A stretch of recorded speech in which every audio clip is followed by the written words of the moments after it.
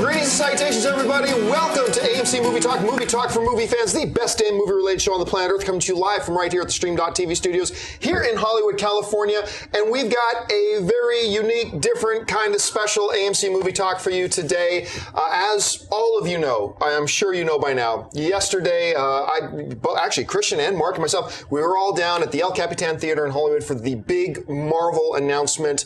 And it's really not an announcement, it's multiple announcements. There's so much to cover.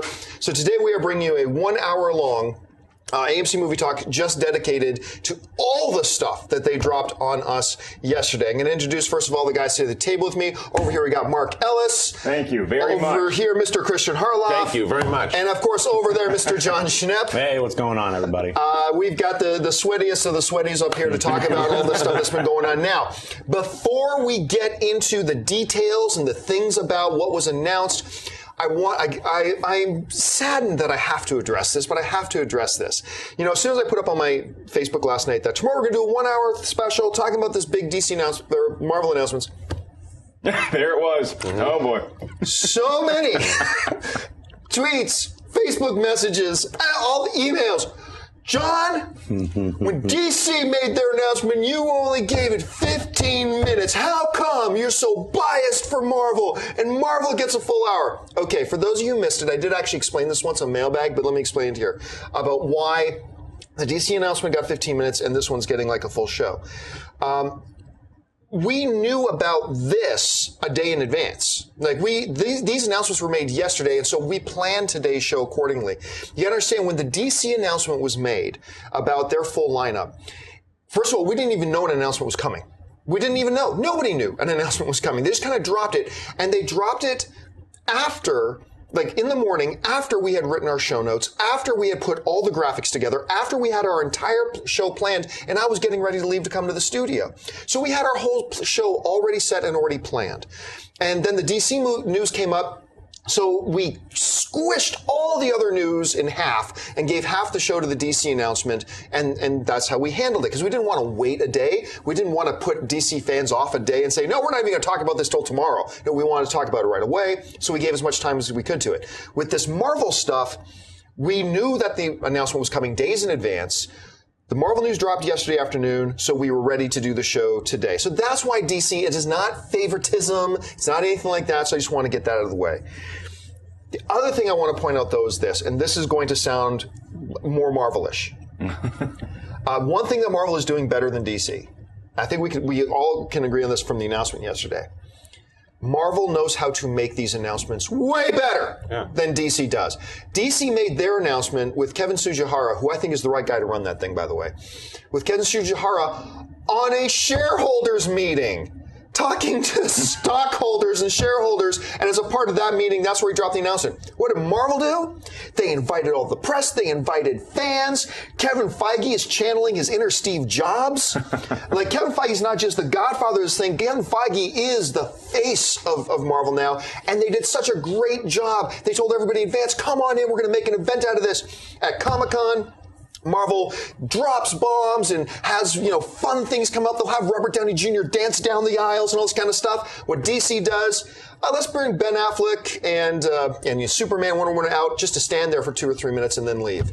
I mean, so Marvel is doing that a lot better than DC is right now. Well, it's not just that, though, too. I agree with all of that. The other thing is it's really hard to be able to cover DC for a full hour because they have one movie that started this brand new shared universe. Yeah. They started with Man of Steel. They have a lot of new movies that we don't know enough about. Like, because if Suicide Squad and Wonder Woman don't perform and don't work, that slate's in trouble. If Ant-Man doesn't perform, this slate, not in trouble. They already have, Marvel has had and proven so many of their movies already have performed. We are already so invested in this storyline, everything leading up to these announcements that we've heard so far. So that's why you can spend so much time talking about all this.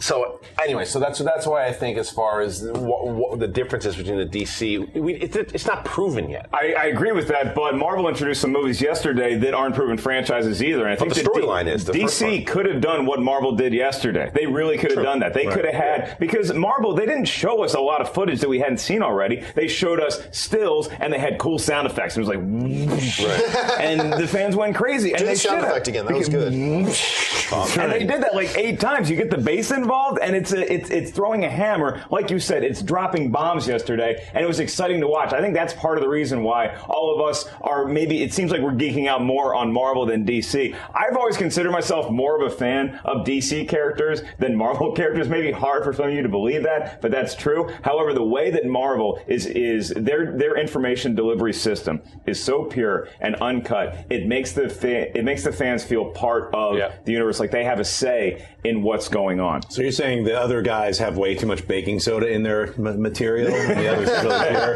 It's not always drugs, John. I think well, sometimes it is. I think another thing is DC didn't have their logos down. It was just black and white text.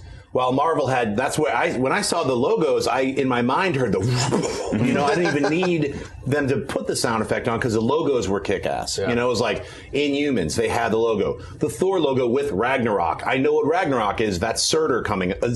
They're giving little flavor to the films they've already established while you're just saying Cyborg, and that means nothing to me. What is it, Terminator? If I don't know what the Cyborg character is, obviously I do, but... And I wanted to know what Ragnarok was. When that came up yesterday... Well, let's get to that in a second. Let's get to that once we get to Thor Ragnarok. Right. We have a number of topics here that we need to run down and go through of things that they covered yesterday.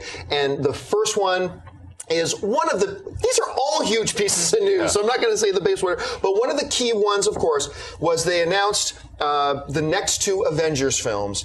And now, before we talk about the next two Avengers films in depth here, I'm just going to say I believe it was 1 month ago today, that some wise man, nay, mystic, who is this man you speak of, John Campea, who lived among us, came on maybe this very show 1 month ago today and speculated and thought about what the names of the next two Avengers films could be. Let's see what this mystic had to say.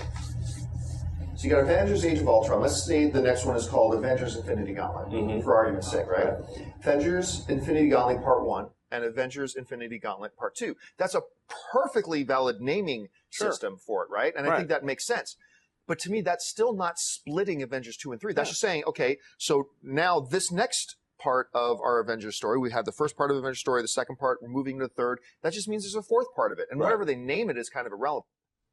So somebody had the foresight to say it's going to be called Infinity Gauntlet Part 1 and Infinity Gauntlet Part 2. Now, granted, I had the Gauntlet Part. That's weird. I remember you saying that. We were there. I think I was there, too. Well, that's right. You guys were sitting right across. I thought Miss Cleo just got really pale. Wow. So, I want to address this one little thing, too, because Schnepp reminded me about this before we were starting the show. So, I knew that they were going to do the next two Avengers things as two parts. There had been this debate raging online, though, about whether Avengers 3 was being split into two films. I talked to a number of Marvel reps, both at the Marvel event yesterday and via email. You and I were talking about the emails a little bit earlier. Just to clarify, was Avengers 3 split into two films?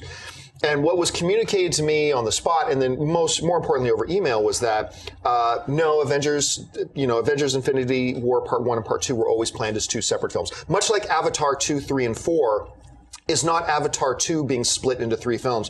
There are three separate films. It's not like Kill Bill, which was shot as one film and then split into two. It's not like The Hobbit, which was planned as two films and then split into three. These were always planned as two films. Now, a lot of people want to play semantics with me and say, well, John, since it's kind of a continuing story, it's still kind of like they split it. Well, anyway, if you want to go on that definition, feel free. But we always knew that we didn't know. We suspected that the next couple of Avengers films were going to be a continuation story arc. And now, so we get this. I've been wrestling with whether to share this or not. I think Harloff convinced me to. So I'm just going to put this out there right now, okay? This is not a scoop. Don't share this on other websites. Don't tweet about this, okay? This is not John dropping, a story, because I'm not into breaking scoops or anything like that. I think that's a fool's errand, unless, you're people who do it really well, and I'm not one of those. But in the midst of these emails I was having with the people I knew at Marvel about Avengers and all that kind of stuff, something got mentioned to me. And they said this. They said, how did they say it exactly? I think as far as I know, or to my understanding, as of Comic-Con, this past Comic-Con we just had, the names of the next two Avengers films were actually Infinity Gauntlet and Infinity War. That then changed to just Infinity Part 1 and 2. And then ultimately landed on Infinity War Part 1 and Infinity War Part 2. I don't know if that has any significance at all about the titling and what that might mean or what that could suggest. And I know Christian was having some ideas about that. But anyway, guys, let's just start at the base of this. They've announced the next couple of Avengers films. I'll start with you, Mark. You were there. Thoughts? I was so excited, and when I saw the dates 2018 and 2019, my first thought was I need to change my eating habits because I want to be around for these, you know? Like, it's a long time to wait for these movies, but the more exciting thing to me is that you get one in May of 2018 and then one the next year. The hardest thing for me to wrap my brain around when I see a comic book film that I don't love is that, man, it wasn't bad, but now you got to wait another 3 years, another 4 years to make another one of these. It's not like an actual comic book when you got a new one coming next week. This one is so exciting how close together they actually are. Guys? Well, I mean, for me, you see this setup, the way they set it up is, for those of you who don't know, is that they put together a little presentation and they showed everybody. They showed the Guardians in there. They showed the Avengers. So all the movies that you're going to get leading up to Part 1 of the Infinity War is going to lead into this great event. But going into your title thing, what it makes me realize is, do you guys think there will be a cliffhanger? Or because let's say that the first one was the Infinity Gauntlet. It is a clear-cut movie. It ends. There's 2 more movies that were announced that have to happen, and that leads into Infinity War. We're now Part 2. So I agree that I don't think it was ever just one big movie split. This is 2 kind of like separate movies that they're gonna have, and it's going to be a huge event that ends this great storyline. Phase 3 is going to end everything. It's where they go with Phase 4 is the question. Sure. I wonder, I mean, you mentioned Infinity Gauntlet and then Infinity War because I know they're like revamping all their big crossovers this coming year, Marvel is, and they're revamping Secret Wars, which is the big daddy of Marvel. Let's throw everybody in a cosmic universe and have them all in one big thing, and it'll spin out and change everybody. And that's where Spider-Man got his black suit. So them calling it Infinity War could also be like, hey, do they want to use Secret Wars for another title for Avengers Secret Wars? Like, is that Phase 4? Or are they going to somehow incorporate some of the storylines from Planet Hulk, World War Hulk, Secret Wars, and merge that into Infinity War? Because obviously Infinity Gauntlet, that's Thanos, and he's got the gauntlet. Maybe something else like Kang or someone else gets rocked into Avengers 4 or Part 2 or whatever it's, in the Infinity War Part 2, could it just be a continuation of the space saga involving everybody? I think it is. Well, before we go on to the next major topic, a couple other smaller tidbits. None of this is small, but we only had so much space on this sidebar here. None of this is small, but a couple other small tidbits. Number one, Kevin Feige seemed to pretty much shoot down the Spider-Man talk, which I'm going to be honest with you. In the 12 hours leading up to the Marvel event, I had become pretty convinced that we were going to see Andrew Garfield walk on stage. Wow. I guess I felt maybe not Andrew Garfield walk on stage, but I had become pretty convinced that they were going to announce Spider-Man. I thought it made sense. They're bringing everybody in. They're not telling us what it's about. Holy crap, they're going to drop Spider-Man on us. I was wrong about that. And Kevin Feige was kind of addressed, hey, what about, the rumors about the Russo brothers possibly directing Avengers Part 3, and what about the talk about Spider-Man? Now, we know the Russos have been talking about directing the 3rd installment of Avengers, and maybe now the 4th, now that it's Part 1 and Part 2. And the way Kevin addressed it, he says, well, let's just say that some of those are still being worked out, and some of those are completely not and have never been true. So we know that the Russo stuff is true, and that they're working that out. So he seemed to completely shoot down any thought about Spider-Man. Another interesting fact. Another thing I was wrong about. I did not think Loki's staff was an Infinity Stone. And if you watch the footage they were showing and announcing the next Avengers films, they made it pretty damn clear that Loki's staff is an Infinity Stone. Another interesting fact that dropped. No Hulk films. Kevin Feige seemed very comfortable in saying Hulk fits into this universe. He's going to play, a key part throughout our films, but no Hulk film. So let me just throw all those out to you. Spider-Man, Loki staff, Hulk, all these other little tidbits. Any thoughts about you guys or other little tidbits they dropped that we don't have in the sidebar? One thing about Hulk, though, what Kevin Feige did say, he didn't straight out say, though, no Hulk film. He just said, as of right now, there are no plans for it. Because he said the same thing I've said about Captain Marvel and Black Panther in the past is, we'll see. They could drop Hulk instantly. Right. They could be 2017 Planet Hulk. I doubt it. I doubt it after too. watching that thing and the way because right now they've upped their production now from 2 films a year to 3. I don't think they're going to drop a 4th film in there somewhere. They seem to have their I agree with roadmap. you too. It's just a matter of, is there still hope? It's small. I agree. Yeah. But I think that I like to see him have his own. Yeah, I don't think you're getting a Hulk standalone film. With this slate, I don't think that's going to happen. I think Kevin Feige was very diplomatic when he eschewed that question yesterday, but I don't think that's happening. The biggest surprise to me was I was starting to sing your tune yesterday. When Christian and I were walking to the event, we sounded like 2 old guys at the dog track, just betting on what we think might happen. And Spider-Man started to creep up there for me. And then the way that they announced the new Captain America film, that made me say, okay, they're definitely not worried about Spider-Man anymore. Yeah, you're right. As soon as they did that one, you're right. That was the defining moment. It was like, okay, Andrew Garfield's definitely not walking on stage now. Yeah, glad that I'm assuming that Loki will be part of the Avengers Infinity War with Thanos.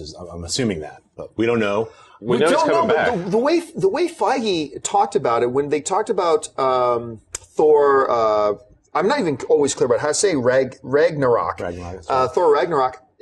Feige kind of went out of his way to say Tom Hiddleston returns. Yeah. Mm-hmm. And so that kind of made it feel to me like we're not going to see Hiddleston again until that film. Could be wrong. Like I said, I'm just interpreting how Feige said it.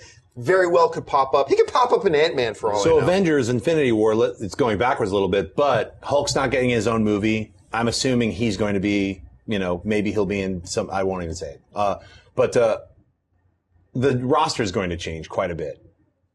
They're basically hinting at the end of Avengers, Age of Ultron, Cap is going to announce just like in the comic books, whenever they change the roster, they'd have a press conference. That's sort of like in Iron Man when he said, "I am Iron Man."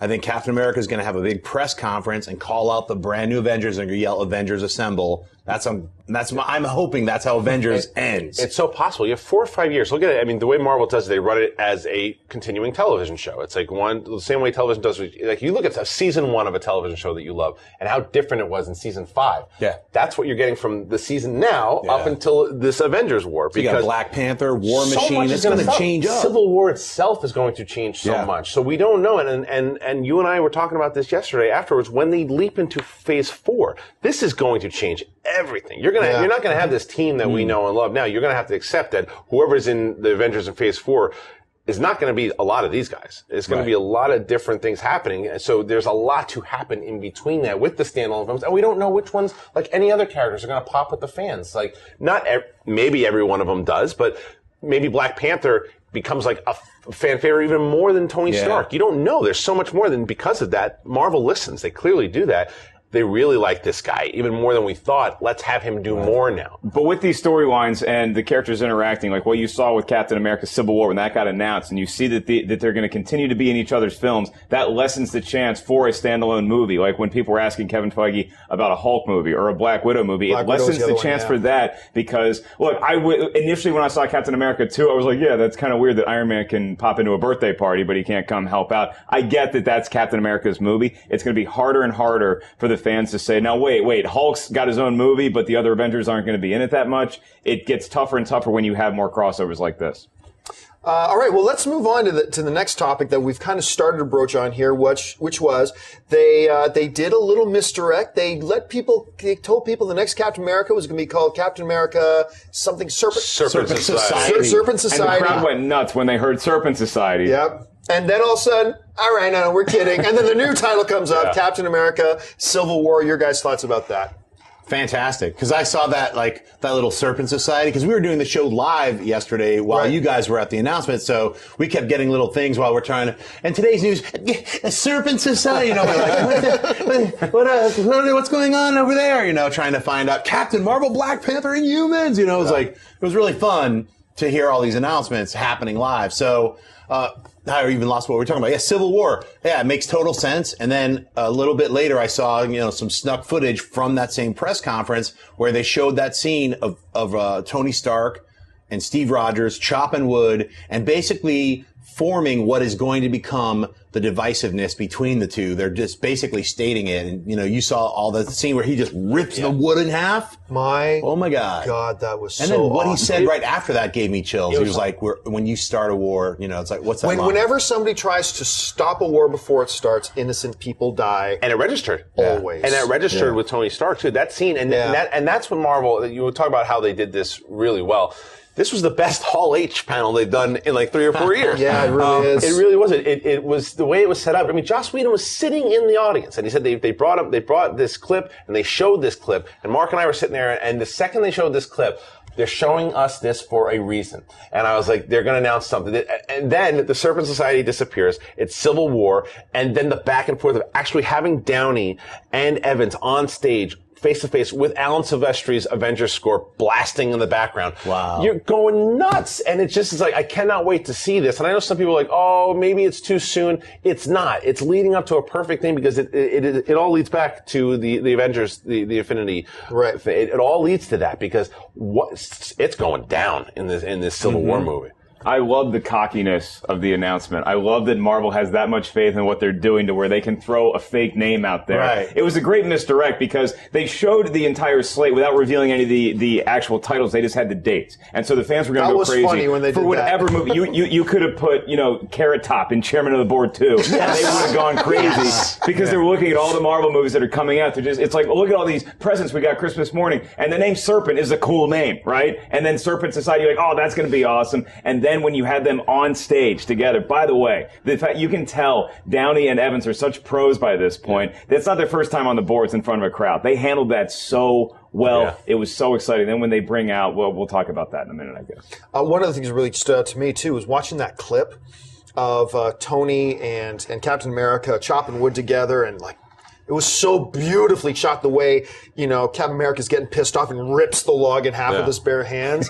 I remember thinking in Captain America 2, there is no way physically that Chris Evans can ever look more jacked than he does in Captain America 2. Yeah, well, screw that. Yeah. I mean, I could not. The dude looks like a full-fledged, full-time bodybuilder. He's given Thor a run for his money, at least in the pecs department. Yeah. That sound weird? I like that they're building up on his strength, though, even more so, too, because it's like it was a little. It was always there, but they're really playing on it now. Because even that clip that they released with him with the hammer almost getting you see Thor's face, and now this thing with the log. You have to do that because this is going to be the leader, the main leader of this resistance, I guess, against Iron Man and this Tony Stark thing that's going to come to a head. So you want to see more of really what Tony Stark has to go against in Captain America. Right, and it's not even just strength; it's like righteous strength of good. Yes, right. I mean, that's why he can almost lift that hammer, because only ye of the purest heart. It's like, well, he should be able to just lift it, right? Sort of. Yeah, now he can actually absorb a blow from Iron Man. When Iron Man comes flying into him, he can handle that now. Yeah. What's interesting, Kevin Feige said something pretty informative and interesting about Civil War. He said, he talked about the differences that are going to be between, the comics and the movies. And he said that early on, too. He made a point to say, look, you always got to remember that there is the comic world, there is the movie world. I mean, they are two different things. One draws on the other one, but, Feige was pretty clear to point out, the movie Marvel Studios is not beholden to the narrative of the comics, that they have to stick to it, which they've shown over and over again. But he did talk about Civil War, and he said, yes, because somebody asked him about this. He said, in the comics, it's about secret identities as well and all that kind of stuff. He goes, obviously, that's not an issue in the Marvel Cinematic Universe because there are no secret identities, basically. He said, what the issue is really going to be about is who do these people, talking about Avengers and people's superpowers, who do these people work for and who do they have to answer to? And that's going to become the issue. And clearly, Tony Stark is going to be the guy who says, yes, we should answer to the government. And Captain America is going to be, that's a violation of the American dream and civil rights and what we stand for. And you're going to get these two guys on different planes, which is going to be really fascinating to see. All right, we got to keep moving on here. We got a number. So that was the Captain America Civil War. Let's move on to topic number 3 here. They announced Black Panther. Yes. Kevin Feige teased us a little while ago that, we're looking at Black Panther. No, as it turns out, they've had Black Panther on the book now for about 3 months, and they had cast Chadwick Boseman to play Black Panther. They actually had him on months ago. He was actually signed on months ago. And they brought Boseman out on stage, which is pretty cool. And they brought him out standing between Captain America and Iron Man. So you had, Robert Downey Jr., Chris Evans out there, and they're basically tug-of-warring on him. We had asked on this show before, assuming there's going to be no Spider-Man, who kind of plays that Civil War role of Spider-Man? This presentation, at least to me, made it seem pretty clear Black Panther is going to be kind of that role, that Spider-Man-y role, if you will. Well, it also showed to me that it was great to where right away Tony Stark turns to Black Panther and says, whose side are you on? And that's an element that I'm looking for that I can't see with the recruitment. Right. I can't wait to see where they're making their pitches of why they and who joins which side. You're like, wait, where's Thor going to go? And it's like you said before with the draft team, it's like, who's going to fight for who? Because it's not like evil. It's two sides of good with opposing views to see all these different superheroes going there. And Black Panther, this dude, Chadwick Boseman, when he comes out, what a presence, man. I kind of geeked out because I'm a big fan of him. I was just like, great casting! Great casting! I screamed it out loud. And I think if you haven't seen Get On Up, that's the movie you should check with him, too. He's very, very good. He transforms, and the dude is a great actor, and he's just superstar, and it's a great casting. He also played Jackie Robinson, and it's fitting because they knocked this casting out of the park. And I don't know that you could have announced that the way if it was more of a controversial name that they brought out to play Black Panther. Everybody knew that when you say Chadwick Boseman, the place was going to go nuts. Having Robert Downey Jr. do it, as soon as he said Chadwick Boseman and he walks out, that was maybe the loudest roar that you heard yesterday at the, I just want to call it the Hall H panel. Yeah. You know? Yeah. And I think this could be a game changer. All these films are game changers as far as the Marvel Universe goes. This could be more of a societal game changer because you have a minority superhero who's going to be the lead. He's going to be carrying his own film, and he's going to be interacting in other movies with guys that we already know and have heard of and loved. It's very, very exciting. I've always loved Black Panther, especially since his origin is tied in so closely with the Inhumans and the original Fantastic Four run. I'm a big Kirby fan, Stan Lee fan. So all those original stories now coming to fruition. I also got a chance to direct a couple episodes of Marvel's animated Black Panther TV show. And for Black Panther, we had cast Djimon Hounsou. So as a voice actor, he was great. But a lot of people, he was in that like 10 years ago kind of, hey, he would have been a great Black Panther to act in a live action Black Panther. And now he's just a little bit too old. A lot of names like Idris Elba was, but he's Heimdall and Thor. So this casting is actually perfect. And note for note, I can't wait to see Wakanda, the live action version of that giant, Panther. I mean, I just can't wait to see some of the visions of Wakanda brought to life in live action and Black Panther himself. So I can't wait. I remember thinking it was either going to be Chadwick or John Boyega. I remember thinking that a while ago. Boyega would have been another interesting choice. I'm not as thrilled by the casting as some of you guys, but I'm not against it. And the reason being is because of the two films both of you guys brought up. In Get On Up, the dude just becomes the hardest working man in show business. Right. I mean, he owned that film, which was great because I wasn't a real big fan of his going into it because I did not like him in 42. You didn't like him as Jackie Robinson? I remember thinking, I didn't think he did Jackie Robinson justice in it. And I remember coming out of that film feeling that's why I didn't really love that film that much because I didn't think the performance that he gave did justice to Jackie Robinson. Then I go into Get On Up, and it's like, what the hell? Where did this kid come from? Right. So I'm very on the fence about it. I'm like, okay, cool. I'm cool about it. Not super excited about it, but not against it either. We'll see how it turns out. What is surprising about him, though, I was sitting around last night with Ray, one of our production guys, and Ray was like, so what is Chadwick? He's like 23, 24. He's a young guy, right? So, maybe. He's 38 years old. Really? He's 30. Well, in November, in a few weeks, he turns 38 years old. Man. I would have guessed the 24, 25. Yeah. What is that, like seaweed wrap? How do you stay that young? You mentioned something about Black Panther with origin. I think he's one of the characters. There's 3 new characters that they're going to debut. I think he's one of the characters that will not get an origin story. I think because you're going to debut him in Civil War. And I think that by going back to doing an origin story after you debut him in Civil War is... And Feige kind of poo-pooed the idea of origin stories, remember? Some of them, things you've already started with. Although I think that Doctor Strange will get an origin story from the way that he was explaining Doctor Strange. I think that that will get an origin story, but I don't think Panther or Marvel will get an origin. I think Panther's going to have his origin story in Avengers Age of Ultron. Oh, because they begin with vibranium. Vibranium is centered in Wakanda. He's mentioned kind of in Iron Man a little, the first Iron Man. I think he's going to appear in Avengers in the beginning, and they already have Claw, and they're going to bring in Wakanda. That's probably that's my guess. I think he's going to be in there. Here's one of the cool things, and what makes me really excited about the Black Panther is that Black Panther in the Avengers brings a new personality dynamic, I think, to this whole Marvel Cinematic Universe. People sometimes forget, like we talk about the race thing, about him bringing in, a black character lead. That's great. But let's not lose sight that at his core, Black Panther himself is just a kick-ass character. He is a king. And he has the mentality of a king. One of my favorite single comic book covers of all time. I remember, because this is years and years and years ago, but is a cover of, I think it's a Black Panther title, but it's a throne in the jungle, and Black Panther sitting on his throne, kind of almost casually sitting on his throne, with one of the most powerful mutants in the world, Storm, his wife, standing beside his throne, just with her arm on his throne, and Black Panther. So it's like, that's a badass. Yeah. That's the kind of guy we need in the Marvel Cinematic Universe. That's and it's going to be couple. really cool. Yeah. And seeing how how they're going to portray that attitude of him. He is a king. And when we get into Civil War, how that personality, how those personal characteristics are going to come into play as we've got two different sides fighting over him. Because his whole attitude might be, you're both unworthy of me or whatever. I don't know. Like maybe he'll be one. Remember, Wakanda controls vibranium. That's Cap's shield. That's probably what Iron Man's going to, after Ultron's going to want. Made out of. I mean, that's going to also create some, tension. Yeah, I like how Feige, by the way, said in the Ultron trailer that before even they announced the Black Panther movie, he's like, there was a tease of an upcoming property. And I'm just saying, if we're doing prophecies, I'd said that Claw was in that trailer for a split. Because you see that Andy Serkis, it's so random. Right. What's the Amish beard? It's Claw. It really is it's just an Easter egg. It really is like, hey, look at this. And then all of a sudden, what do we got?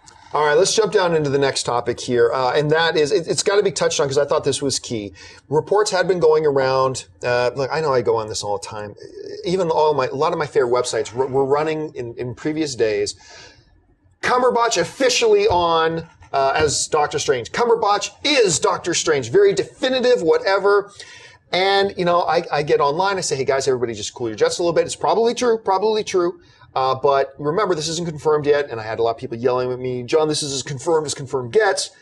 Kevin Feige yesterday in the thing, Cumberbatch is not confirmed as Doctor Strange. There was no mention of Cumberbatch, except that somebody asked him about it, and he said, nope, that's not confirmed, whatever. Which kind of leads us back to the Civil War thing a little bit, too. Because I remember when part of that whole Civil War, remember that report that came out? The first one came out that talked about Robert Downey Jr. is going to be in Captain America 3. It's going to start off, now the way the report kind of read was it's going to start off the Civil War thing and lead into one of the Avengers films. And all the stuff going around was that, well, one of the Avengers 3 is going to be Avengers Civil War. People started running with that and started saying it's confirmed. And I got online and I said, guys, just hold up. This isn't confirmed yet. In the midst of all the rumors that we get, especially in comic book movies.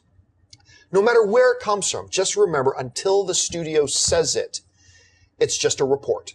I mean, there's rumors, and then there are legit reports, and then there's confirmed. And I think with Kevin Feige's words yesterday, now that we know that Avengers 3 is not Civil War and all that kind of stuff, we just got to keep in mind that we can hear reports and pay attention to them and talk about them, but let's just keep in mind it ain't confirmed until DC says it's confirmed. It ain't confirmed until Marvel says it's confirmed at that point. But let's get back to this thing. I don't actually personally have any doubt that Cumberbatch is going to be Doctor Strange. I do believe that is going to be the case. I think that will happen. It's just not confirmed yet. You talked about it a little bit on the show yesterday. You guys did not have a chance. Feelings about Cumberbatch, assuming this goes through, Cumberbatch being Doctor Strange. Listen, Cumberbatch is an amazing, phenomenal actor, and you would welcome him on any project he is on. When I initially heard, I was like, a little bit of a safe choice. I was kind of excited when I heard about Joaquin Phoenix or Jared Leto. I thought those were guys that could have been very interesting and a different take. I am still very excited that Cumberbatch is going to be Doctor Strange, if he indeed is. The guy brings such an energy, and for what Doctor Strange, the character is, this in the beginning, this arrogant surgeon who has to go through his hands that get broken. How do I deal with it? All this, he can do that. And to see him go tit for tat with Tony Stark, please sign me up. Cumberbatch is a guy that can do it. He's done it before. Kind of one of the reasons I was like, but I'll watch him do it again. Yeah, I think he's kind of a victim of his own success at this point because you just see the name Benedict Cumberbatch and it's so out there, whereas the name like Joaquin Phoenix I thought was more interesting because, oh yeah, he went crazy for a minute, right? And now he's back and he'd be the perfect guy to commit to a role like this. So Cumberbatch, because you just hear about him all the time and you're sick of every woman on earth falling in love with this guy, you're like, all right, fine, he can be Doctor Strange. Him actually cast as Doctor Strange would be awesome. And you want to talk about the lead pipe walk that I thought was going to go down yesterday? Yeah, right. I knew Marvel invited us for a reason. I knew there was going to be at least one famous person on stage, and I thought that reason was Doctor Strange. Benedict Cumberbatch was going to be in the room. Didn't you guys get the feeling yesterday that Kevin Feige had his cell phone on vibrate just in case, like they got the oh no, he signed. Right. We can bring him out. They drop him from the roof as he signs the floats contract. Down in full Doctor Strange. Well, especially when we were sitting in there and we saw Joss Whedon walk in and the Russo brothers came in. No, I'm with you. I half expected that the Even next Derrickson was there. So when Derrickson was there, that's when you thought, okay. I'm going to turn my head over my shoulder any minute now, and we're going to see Benedict Cumberbatch taking a seat. I remember the cloak. Yeah. And instead you saw me sitting behind you. And I said, Kevin Smith? Anyway, so, I mean, I think, but I want to go to something because you're not the first person to say this, and I know exactly what you mean. I basically agree with you too, but I've heard a lot of people talk about the Cumberbatch thing and saying it's the safe choice. I think the safe choice gets a bad rap. It's because quite often the safe choice means because it's an office choice. Look, if The Rock is about to have a fight to the death with Justin Bieber, and you pick The Rock, you can be accused of just taking the safe choice. Right.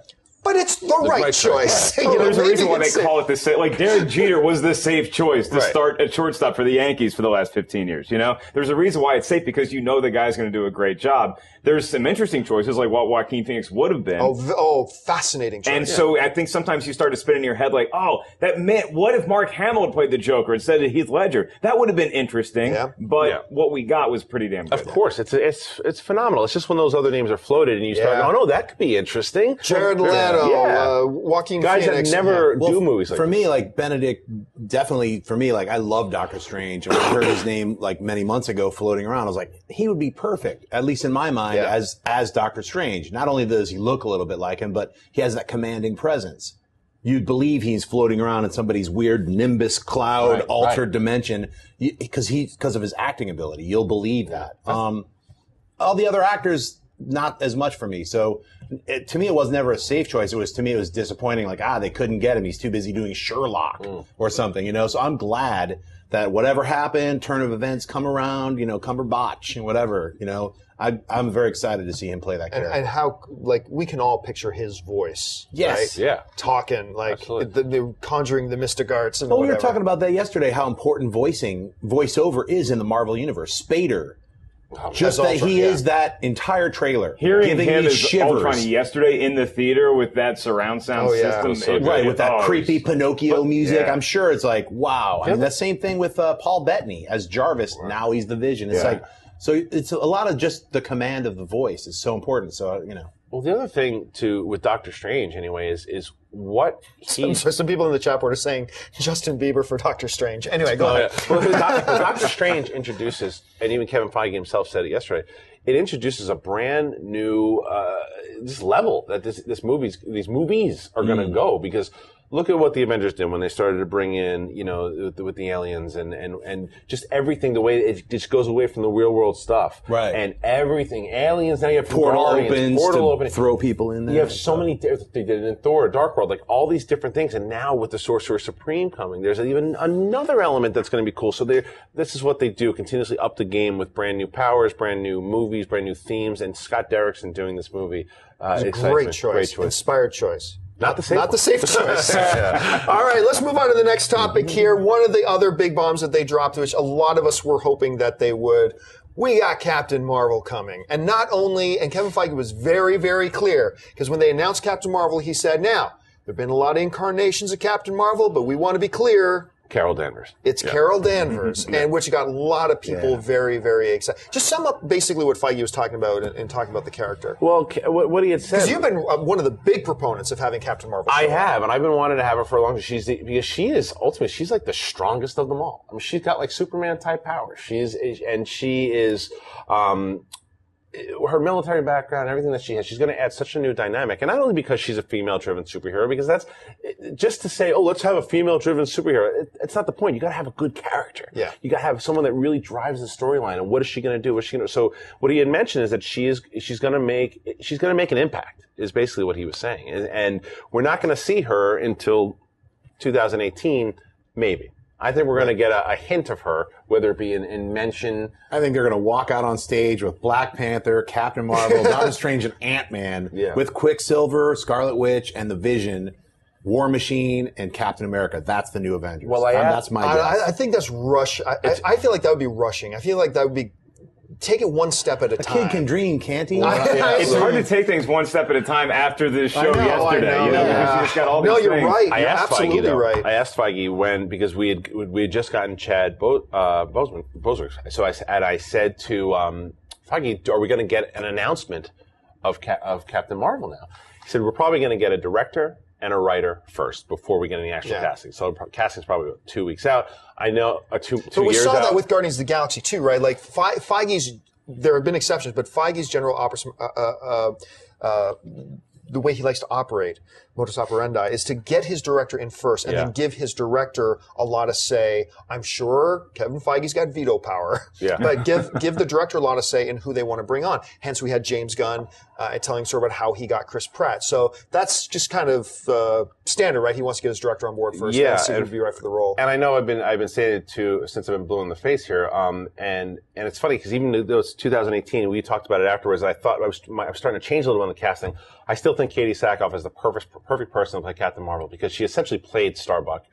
Starbuck is very similar to what Danvers is, and she has that kind of physical ability. She has the look. If you look at the pictures of Captain Marvel and the way she's been portrayed in the last couple of years, it's Katie's look. I think that she is ready to break out in this type of role, and I think that this is the role for her to do. I would totally agree with that. Not because I'm not a huge Battlestar guy, but just seeing her in the Chronicles of Riddick or in that last Riddick film, when you just get to see her be that like female Boba Fett character, she can take that and really knock that out of the park if you put her in Captain Marvel. What was most intriguing about this to me is the release date, not 2018, July 6th, 2018. Is that they're making this? This is a 4th of July summer in between the first film. Avengers one too. That's right. That's right. And that's what they're going to base it on, and that's exciting. Like what we talked about, what Black Panther did for, you know, a minority superhero could possibly do for that. Captain Marvel being a female, I know that it's a great character, but it's also going to be huge. The fact that she's a female-driven character, she's the lead, she's opening this movie. That's big time. I'd love to see Emily Blunt if they can't get. I was Katie just about to say Blunt too. If they don't get Sackhoff, because I agree with you guys. I think she's a great actress and an action heroine too. She can really pull it off. I also think Emily Blunt after. Avengers Tomorrow. Live, die, repeat. All you need whatever is you want to call it. She is the linchpin of that film. She ties that entire film together. See, I put Justin Bieber in that before I put him in Doctor Strange. I was going to say Bieber, but I thought that was a safe choice.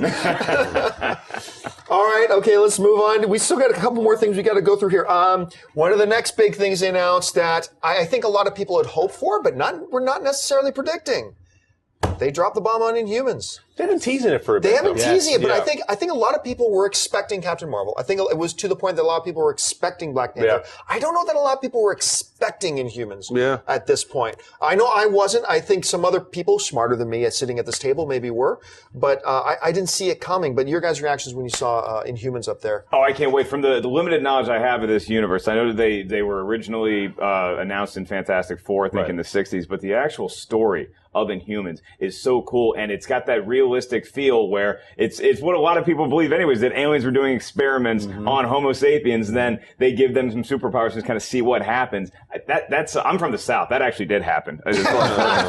So that's still happening as far as we know. So it's going to be a really cool storyline, and again, eventually you're going to have something that can replace the heroes that we know and love. And even though it's all going to be tied into one big universe, this was the boldest step that I saw yesterday as far as them expanding this beyond just what we know from the Avengers. Is this going to be Marvel's, Schnepp, let me ask you this.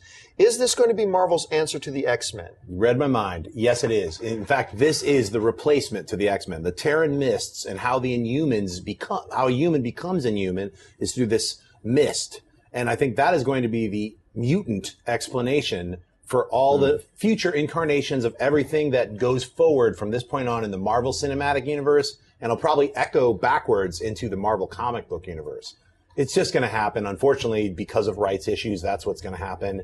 And we all are going to have our comics that we love from the past. But as we move forward into the future, I see the Inhumans as a replacement, and it's a smart replacement, and it's a very similar replacement. I mean, you call it a mutant or you call it an Inhuman, that's kind of like, you know, apples and oranges, sort of. It's almost the same thing. So I think the Inhumans is a great story. It's been going on since the 60s. Black Bolt, Medusa, Triton, Karnak, all these amazing characters. And they've got, I can't wait to see Lockjaw, that gigantic dog that has the ability to, transport, through time. It's incredible. So, do you think they're going to maintain the notion of the royal family and all that? Do you think they're going to hold on to that? I don't know if they're going to put the Inhumans on the moon, which is where they were for a long time, and then they came back here. But they were originally out in the Himalayas with a giant dome that Maximus's brother had. He's like, I'm going to trap all of you with me. So he encased all of the Inhumans in this dome, and then it got broken while the Fantastic Four were hanging out. Something along those lines. Look it up. It's Fantastic Four number, I think, 46 or something like that. But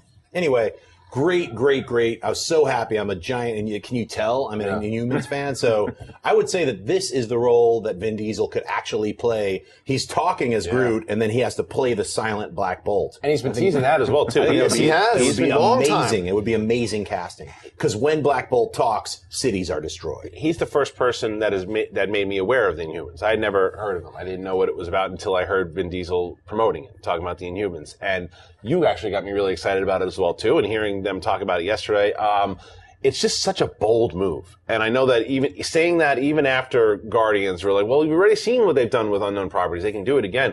It's not only that. It's the fact that this is seems like there's a lot of moving parts in the Inhumans. And you're introducing this into something that already has a lot of moving parts. Correct. So it says one of two things, is that it's like they're confident enough to where they're going to introduce all those moving parts, or they're so confident in what this story could become that the Inhumans could become the main focus. As the Avengers start to kind of push back a little bit and have their new team, and let's see how popular the new ones become. Let's focus on these Inhumans now that we set up, because they have cool powers too. They have cool things. Look at this, how excited this guy got about it. And that's from the comics. If they can transfer that over, into the film universe, they could do some great stuff with it. All right, let's move on to the next thing here. They also said, not to be forgotten, Thor, except they also gave us a title, Ragnarok. I gotta admit, this is one of the few things Marvel or DC has ever hit me with where I've gone, I'm not really familiar with this. If I'm not mistaken, this is where my knowledge of Ragnarok completely ends. Wasn't he like a duplicate robotic clone of Thor at some point or something like that? What Ragnarok is Norse mythology. Ragnarok is when the sword, this giant sword which Odin protects, when that is pulled, it is the end of the universe. Right. So, and that kind of means end of days or something like that. End of days, yes. So who wants to pull that more than anyone is Surtur. He's this giant demon creature who's amassing this horde of weird demon creatures to attack Asgard and pull that sword, henceforth causing the end of everything. So that's a big movie. Ragnarok is a gigantic, apocalyptic freak out. Does it just take place in Asgard? It would then have ramifications and destroy all the 9 realms. Oh. So it's like, Surtur's a big baddie, and I hope that they bring in Beta Ray Bill. They hinted at him. He was in some chamber in Guardians of the Galaxy, and all those things broke. Yeah.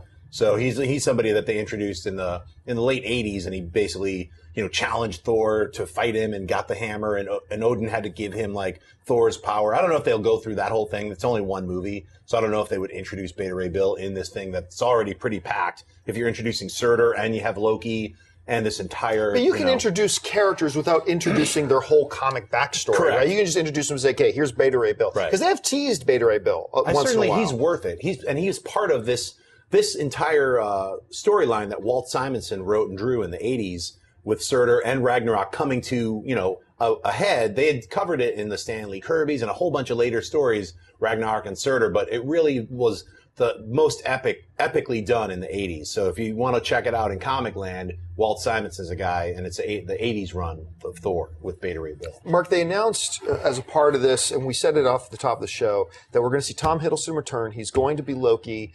Is this a good thing to bring Loki back for Thor, or is he overdone, or is it, no, you can't do it without him? No, he's totally not overdone. You need him, especially in a standalone Thor film like this. I mean, when you saw Thor Ragnarok, the first thing that I thought was, because the crowd went nuts, and this is how much Marvel has changed pop culture, is that I was like, oh, I need to know what Ragnarok is now. I need to, somebody get John Schnepp on the phone. I need to know everything about this. And I think that, of course, you need Loki in there in some capacity, because he was such a crucial part of the Dark World. And he was such a great part of the first Avengers film. Now, what he's going to play in the Avengers universe going forward, that's going to be one thing. I don't think he's that necessary to the furthering of that storyline. But actually, Thor has always been the guy who has the easiest time making his own standalone film because, again, he lives in an entirely different place than everybody else. And I think that Loki is such a big part of that place, Asgard, that you're going to need him in some capacity in this movie. Loki has to come back for this one, and he's crucial because of the way, spoiler for Dark World, but he ends as Odin. Right. He's the king of Asgard, so he's going to be, or at least he's impersonating Odin. Yeah. Right. So he's going to be responsible for doing whatever's happening here. Wasn't there a run where he actually does make it happen? Yes and no. There's a couple different runs, but I think in this Thor version, the cinematic version, he's going to be like, it's good to be the king, and then all of a sudden Surtur's comes like, how do you be the king if everything's over? Right. So he's going to have to undo all the stuff that he's been doing, like Thor's being some dupe, like Odin has him like doing some menial labor. Yeah. Because what they've done with what makes Loki such a great character is he's not pure evil, right? Like he's a child in many ways. Yeah. Like Thanos describes him perfectly. You're a pouty child in many ways. Oh, no, he said that about dude in Guardians of the Galaxy, right. Ronan the Accuser. Yeah. But still, when you look at him, he wants this and he wants that. But like in the first Thor film, when it came down to it, he was not going to let anybody hurt his dad. Right. When it came down to it, you are not touching my dad. And he worked together with Thor in the last one. And then he works together when he needs to, right? So that would kind of, what you're suggesting is that his king's going to be king. Oh, end of days? Okay, Dad? Wake up. Well, and stop shoveling manure like I've been commanding you as the father. Oh, God. It was me. The other thing about Hiddleston, though, and Loki, is the fact that this dude is a rock star to fans. Totally. Hall H, when he 2 years ago, and then even yesterday when they announced it, when he comes out, I am Loki of Asgard and I am burdened with glorious purpose. That hall went nuts. And they went nuts yesterday when they just mentioned his name. That's right. It went, so you have to have him back in some capacity. But you know what? Thor himself becomes a better character when Loki is there. Right. As a matter of fact, keep this in mind. We have not seen Thor in a movie where Loki wasn't there yet. Loki was there in Thor 1. He was there in Avengers 1. He was there in Thor 2. We haven't seen Thor pop up without Loki there. Right. And I think you're right. I don't think we're going to see Loki anymore tied into the Avengers storyline. I think Loki is now on Asgard. I think what the Hulk did to Loki in the last Avengers film, maybe he's like, I'll take a break from fighting all 61 times. But me and my brother can still have this weird sibling rivalry that's been going on in Asgard forever. Okay, well, we've wrapped up the main topics here, so let's go into some overall impressions. Recapping some of mine, I went into it thinking, you made this event, you're inviting press, you're not telling us anything about it, you're having it at this historic theater, the El Capitan, the Disney-owned, right down there in Hollywood. I remember I tweeted, anything short of Spider-Man's going to be in the MCU, I'm going to be disappointed. And I actually thought Spider-Man was going to be in the MCU, dead wrong about that. But I remember coming out thinking, you and I talked about this like right after it was done. We were standing there and I said, there was nothing in this announcement that was on the level of Spider-Man joins the MCU. But as a collective, man, that was a lot of good stuff. Honestly, if you take all the stuff they announced and compare that to just announcing Spider-Man's in the MCU, I think yesterday actually won. I actually think there's that much solid, good stuff from Inhumans, Captain Marvel, Black Panther's here now, Civil War, Infinity War Part 1 and Part 2, Chadwick Boseman is our new guy. All this stuff rolled into one event. It's mouthwatering if you're a fan. You're just psyched. And I think we cannot overlook this. I only mentioned it briefly. One of the key shifts here is that, DC announces they're going to start having 2 movies every single year. Marvel is cranking up a gear and going from 2 films a year to 3 films a year. I don't know how you do that. And that's not even including Fox's X-Men and Fantastic Four and Sony Spider-Man, which will all be sprinkled in there too. But how does Marvel, if you're Kevin Feige, how do you produce 3 films a year? I mean, it's going to be really interesting to see how that's plan. Yeah, that's a huge plan. Right? And clearly, that to me was what I took out. My overall impressions was the plan. The plan was set up so well. They clearly they know what they're doing. They have a vision of how they're going to map this whole thing out. And with all those announcements, it gets you excited as a fan, not only to hear these new characters about, but just the overall arc of where we're going with this thing. Like bringing up the analogy of a television show again. It's like you watch these things for your favorite characters, and and you're investing in it where it's going to go, and it makes you want to see the next film and characters that you don't know about, because who's going to pop up there? What's that going to do in the long run? And it's just brilliant the way that they've done this and structured it all out, and they've done it so far in the right way. And yesterday was another thumbs up. It's such a solid foundation what they set up. But my biggest takeaway from yesterday, look, all the announcements were awesome. It was great to see that spectacle, hear the fans go nuts when Robert Downey Jr. and Chris Evans and Chadwick Boseman came on stage. The biggest takeaway from yesterday is that Kevin Feige is the perfect guy to be the president of Marvel Studios. That guy is who the NFL wishes they had as a commissioner. Because when that guy's on a stage, he relates to his fans. He's intelligent what he's saying. He's not just some guy saying, yeah, we know you guys like superheroes, so here's a lot of explosions. This guy knows what the content is, and he makes the fans feel empowered. I mean, you're talking about subject matter. You're talking about comic books. These were not cool things when we were all kids. And now it is the coolest thing in pop culture, and that's in large part due to what that guy's been able to do since he joined Marvel. Well, let's remember there were cool things to some kids. It was cool, but I know what you're saying. Yeah, this is that most people didn't realize it was cool. Most people weren't in on it, and now thanks to Kevin Feige, all the other lame people are in on our little club. Keep playing football, nerds. Yeah. So a couple other little interesting things. Some people are asking in the chat board, why aren't you guys talking about Guardians of the Galaxy 2? Well, because Guardians of the Galaxy 2 was already announced and confirmed, and the only difference is they've moved it up a bit. Now I believe it's May 5th. 2017. May 5th, 2017. Right. So that's everything else we knew about Guardians of the Galaxy. A couple other really quick things here. Somebody asked, are you just making this announcement now? Because DC made their announcement, and Kevin Feige was quick to point out, he goes, we actually plan on announcing most of this stuff at Comic-Con, but we weren't ready to yet. So we decided we're going to do it later. But the other thing that was a very interesting question. Somebody said, are you strategically planning these dates, because there's so many comic book movies coming out, and basically I'm paraphrasing it, but tell me if you guys think I'm paraphrasing wrong. Basically what Kevin Feige said is basically, I don't give a crap when anybody else wants to have their movies come out. We plant our flags in certain dates when we want to plant them. We don't care what anybody else is doing. We saw that with Captain America 3 and Batman vs. Superman originally, and Marvel's just like, meh.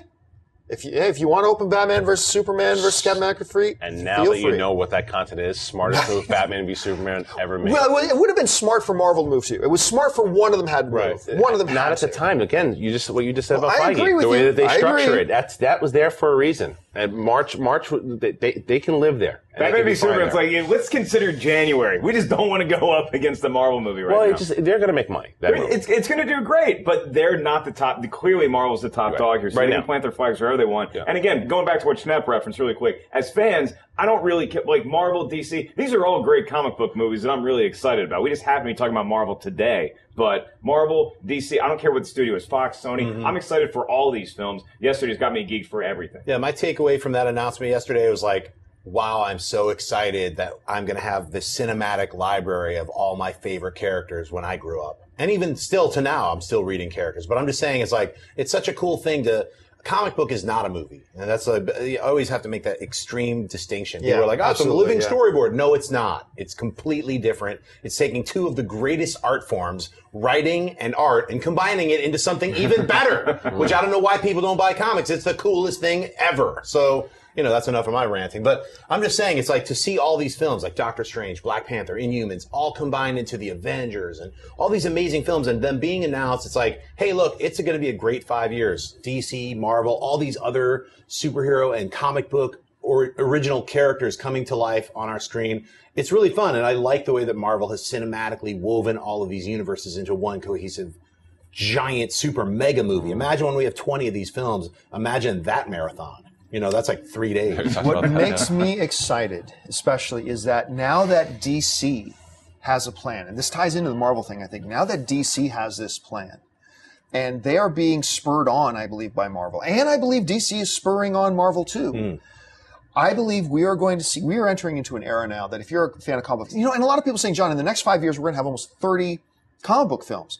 Is that oversaturation? Is that too much? It's like, well, no, that's really only 5 to 6 comic book movies a year. That's a lot. But has anybody ever said in the history of Hollywood, any more than 5 comedies a year, that's too much. It's oversaturating the market with comedies.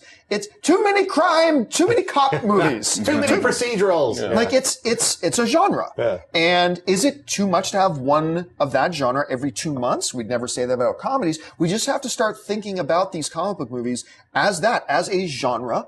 And if we get like one of those genre films every 2 months, thumbs up. I honestly do not feel that's oversaturation.